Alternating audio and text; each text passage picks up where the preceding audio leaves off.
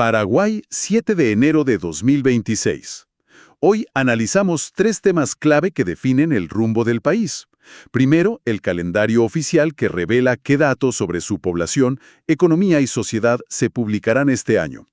Segundo, una transformación total del sistema de transporte público, con nuevas reglas para buses, pasajeros y empresas.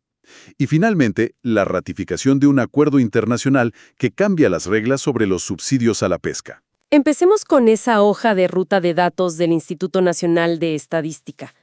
A primera vista parece un simple calendario, pero al leerlo se siente como tener acceso al tablero de control del país, a lo que el gobierno considera importante medir en 2026. Es exactamente eso. Un tablero de control y, más importante aún, una declaración de intenciones. El propósito oficial, según el documento, es garantizar transparencia y previsibilidad. Claro. Pero el propósito real es definir la agenda. Estos son los datos que se usarán para justificar políticas públicas, para asignar presupuestos y, para que la sociedad civil pueda exigir rendición de cuentas. Y es fascinante la mezcla que hacen. Veo publicaciones casi todas las semanas. Por ejemplo, en febrero, por el Día de los Enamorados, publican cifras sobre el estado civil. Parece un dato de color, ¿no? Sí, un poco. Pero esa misma semana sacan datos sobre el idioma más hablado en el hogar. Pasan de lo anecdótico a lo profundamente estructural en cuestión de días. Es que es una estrategia de comunicación muy inteligente. Usan fechas conmemorativas para hacer que las estadísticas sean, digamos, más accesibles al público general. Ajá. En marzo, por el Día Internacional de la Mujer, publican cifras sobre la participación femenina en el mercado laboral, lo cual es predecible. Pero lo que realmente importa es que ese mismo mes entregan los resultados clave sobre pobreza monetaria y distribución de ingresos. Esos son los números duros. Esos son los números que definen el debate político y económico para el resto del año. Aquí es donde se pone realmente interesante para mí. Veo que en abril se publicarán los resultados del cuarto Censo Nacional para Pueblos Indígenas. Y luego, en junio, investigaciones específicas sobre sus condiciones de vida. Esto no es solo un dato más, es un foco muy deliberado. Absolutamente. Y esto es clave, porque por décadas, muchas políticas públicas se diseñaron basadas en promedios nacionales que invisibilizaban por completo las realidades de comunidades específicas. Claro, el promedio no te dice nada de los extremos. Exacto. El promedio nacional podía decir que el acceso a agua potable era del 80%, pero en ciertas comunidades indígenas esa cifra era del 10%. Esos promedios, mentían por omisión. O sea que tener estos datos desagregados no es solo un ejercicio estadístico, es una herramienta política, es una herramienta de poder. Con estos datos oficiales en mano, un líder comunitario puede ir al Congreso y decir, el promedio nacional no nos representa. En mi comunidad, la desnutrición infantil es esta cifra alarmante y necesitamos esta inversión específica. Se pasa de la queja a la exigencia con evidencia. Exacto. Y no es solo con pueblos indígenas. El calendario muestra informes sobre niñez y adolescencia, adultos mayores y personas con discapacidad. Es una señal de que el Estado está empezando a reconocer que la sociedad no es un bloque homogéneo. Con un nivel de detalle sin precedentes. Y ahora, con el siguiente tema, vemos cómo quiere gestionar el movimiento de esa misma población de una forma totalmente centralizada. Hablemos de esta nueva ley de transporte terrestre, porque parece una bestia regulatoria. Lo es. La Ley 7617 es una de las intervenciones estatales más profundas en un servicio público en mucho tiempo. ¿En qué sentido? En que el Ministerio de Obras Públicas y Comunicaciones asume la rectoría total del sistema. El objetivo declarado es crear un servicio eficiente, seguro y sostenible, pero la forma de hacerlo es a través de un control, casi absoluto. Vayamos a lo que más le importa al pasajero. El texto menciona explícitamente un plan para garantizar buses las 24 horas del día. Ajá. Cualquiera que haya intentado tomar un colectivo en Asunción después de las 10 de la noche sabe que esto suena a ciencia ficción. ¿Qué lo hace diferente esta vez? Bueno, la diferencia está en el modelo de negocio, que se reestructura por completo para, en teoría, hacer posible esa promesa. Pero antes de eso, hay otro punto clave para el usuario: la interoperabilidad del cobro electrónico. Ah, ¿sí? ¿Qué significa eso en la práctica? ¿Se acaba de tener que buscar un lugar específico para recargar una tarjeta específica? Exacto. Significa que, eventualmente, el validador del bus debería aceptar cualquier método de pago. La tarjeta de transporte tradicional, sí, pero también tu tarjeta de débito por contacto, el código QR de la app de tu banco, tu celular. O sea, eliminar la fricción. Justamente, la idea es hacer que pagar el pasaje sea tan fácil como comprar cualquier otra cosa. Eso sí sería un cambio tangible. Pero mencionaste que el cambio más grande es conceptual. La ley define una nueva área metropolitana de Asunción que es gigantesca. Sí. Incluye 32 municipios, llegando hasta Cacopé y San Bernardino. Estamos diciendo que un bus que va de Asunción a San Bernardino ahora se considera transporte metropolitano. Legalmente sí. Y esa es una de las bombas de esta ley. Borra las fronteras municipales a efectos de transporte. ¡Wow! La regulación se centraliza por completo en el Viceministerio de Transporte. Se acabaron las peleas entre el intendente de Asunción y el de Luque sobre por dónde pasa una línea de bus. Ahora hay una sola autoridad que planifica todas las rutas de esta macrorregión como si fuera una sola ciudad. Suena lógico, pero también hay una concentración de poder enorme. Y hay otra declaración muy fuerte en la ley: el servicio es público imprescindible. Sí, incluso se detalla que en caso de huelga debe garantizarse un funcionamiento mínimo del 60% de los servicios. Esa declaración es el corazón legal de la ley. Le da al Estado la potestad de tomar medidas extraordinarias para asegurar la continuidad del servicio. Y para lograr esa continuidad, desarman por completo el modelo de negocio actual y lo vuelven a armar pieza por pieza. Aquí está la verdadera revolución. El servicio se divide en componentes que se pueden licitar por separado. ¿Cómo que por separado? Sí, una cosa es la provisión de la flota de buses, Ok.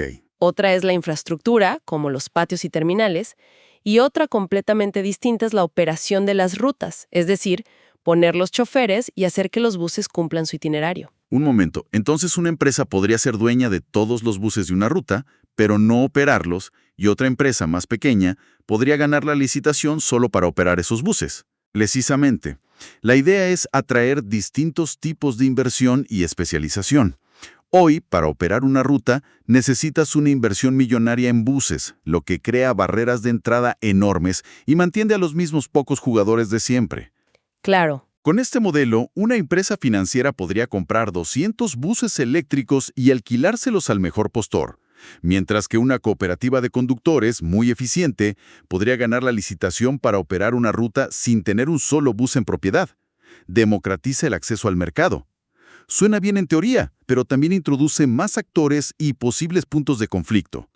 Para que todo este engranaje funcione, el dinero tiene que fluir perfectamente. Y ahí es donde entra esta figura que mencionan, un fideicomiso de administración. Suena a algo que usan los banqueros, no los transportistas. Podemos traducirlo. Es básicamente una caja fuerte centralizada. Esa es la analogía perfecta. Es un cambio radical en el flujo del dinero. Imagina que antes cada empresa cobraba sus pasajes, manejaba su efectivo y el subsidio del Estado llegaba por otro lado, a menudo tarde. Era un caos financiero. Un desorden. Total. Ahora, cada guaraní recaudado por las empresas de billetaje electrónico y cada guaraní de los subsidios del Estado van por ley a una única cuenta bancaria, a este fideicomiso, gestionado por un tercero de confianza como la Agencia Financiera de Desarrollo. Y desde esa caja fuerte central se le paga a todos como un reloj. Exacto.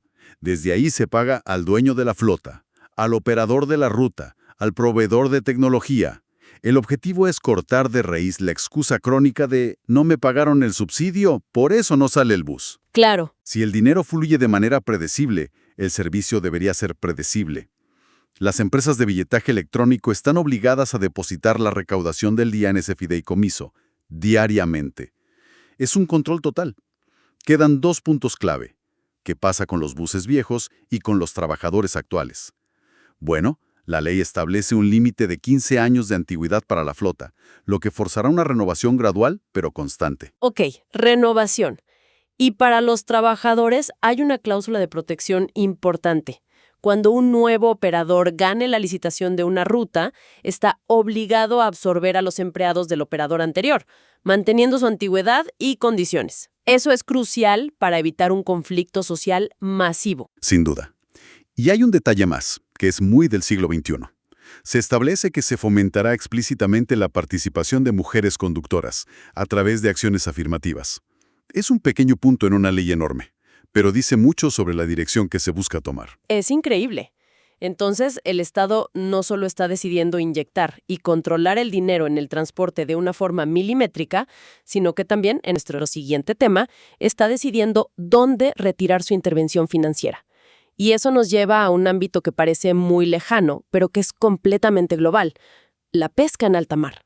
Así es, pasamos de una ley de intervención máxima a nivel local a un acuerdo internacional donde el Estado se compromete a no intervenir. La Ley 7622 aprueba un protocolo de la Organización Mundial del Comercio sobre subsidios a la pesca. Aquí la primera pregunta es obvia. Paraguay es un país sin mar. ¿Por qué es relevante para nosotros ratificar un acuerdo sobre pesca oceánica? Por dos razones fundamentales. La primera es diplomática y comercial. Al ratificarlo, Paraguay se alinea con las normas de sostenibilidad global y se posiciona como un socio fiable en el comercio internacional. Da buena imagen, digamos. Da credibilidad en otras negociaciones que sí nos afectan directamente, como las de productos agrícolas. La segunda razón es que somos parte de una economía global interconectada. Lo que sucede en los océanos afecta los precios de los alimentos, el clima y las cadenas de suministro que llegan hasta nosotros. Entiendo. Es una cuestión de ser un ciudadano global responsable. Ahora, ¿cuál es el problema de fondo que este acuerdo intenta solucionar? ¿Por qué son malos los subsidios a la pesca? El problema es que el dinero público estaba incentivando la destrucción de un recurso global. Los océanos están sobreexplotados, muchas poblaciones de peces están al borde del colapso. Ajá. Y una de las principales causas es que los gobiernos han estado dando dinero a las flotas pesqueras para que pesquen más, incluso cuando ya no era rentable ni sostenible hacerlo. Subsidios para combustible barato, para construir barcos más grandes, para comprar redes más destructivas. Básicamente estábamos pagando para agotar nuestros propios recursos. Exactamente. Y este acuerdo prohíbe 3 tipos de subsidios que son particularmente dañinos. Primero, y el más obvio, prohíbe cualquier tipo de ayuda a un buque u operador que practique la pesca ilegal, no declarada y no reglamentada, la famosa pesca INDNR. Que en la práctica son barcos piratas, ¿no? Son la versión moderna de los piratas. Operan sin bandera o con banderas de conveniencia, en aguas prohibidas, no reportan lo que pescan, usan métodos prohibidos que arrasan con todo, desde tortugas hasta delfines. Un desastre. Son los principales responsables del colapso de los ecosistemas marinos. Y lo increíble es que en algunos países recibían subsidios. Este acuerdo busca cortarles el grifo por completo. ¿Y las otras 2 prohibiciones? La segunda prohíbe los subsidios para pescar poblaciones de peces que ya están científicamente reconocidas como sobreexplotadas. O sea, si los científicos dicen que quedan pocos atunes de aleta azul, un gobierno ya no puede dar dinero para que los barcos salgan a pescar precisamente ese atún. Tiene sentido. Y la tercera prohíbe las subvenciones para la pesca en alta mar, en aguas internacionales que no están gestionadas por ninguna organización regional. Esas zonas eran el lejano oeste, y ahora se busca ponerles un límite. Veo que hay algunas disposiciones especiales para países en desarrollo, una especie de periodo de gracia. Sí, el acuerdo no es ciego a las realidades económicas. Contempla asistencia técnica para que los países con menos recursos puedan adaptar su legislación y controlar sus flotas. Y establece una exención de 2 años para que puedan seguir dando ciertos subsidios dentro de su propia zona económica exclusiva, para no afectar a los pescadores artesanales de un día para otro. Se busca un equilibrio. Sí, entre la conservación urgente y las necesidades de desarrollo. Hoy hemos visto 2 caras muy distintas del Estado. Por un lado, una ley de transporte que representa una intervención estatal masiva, detallada y centralizadora para planificar un servicio público esencial. El Estado se mete hasta en el último detalle del flujo de dinero. Y por otro lado, un acuerdo internacional donde ese mismo Estado se compromete a hacer lo contrario, a retirar su intervención financiera, a quitar los subsidios, para proteger un recurso común global. Es un contraste fascinante. Esto plantea una reflexión muy interesante sobre las herramientas del Estado moderno. No parece ser una discusión de más Estado o menos Estado, sino de un Estado más quirúrgico, que decide cuándo intervenir a fondo y cuándo es más efectivo dar un paso atrás. Exacto. Y nos deja con una pregunta para el futuro. ¿Cómo se decide qué herramienta usar para cada problema? ¿Cuándo es necesaria una planificación exhaustiva y centralizada como la que se intenta en el transporte? ¿Y cuándo es más poderoso simplemente retirar los incentivos económicos que causan el problema, como en la pesca? Encontrar la respuesta a eso es quizás el mayor desafío de la gobernanza en el siglo XXI.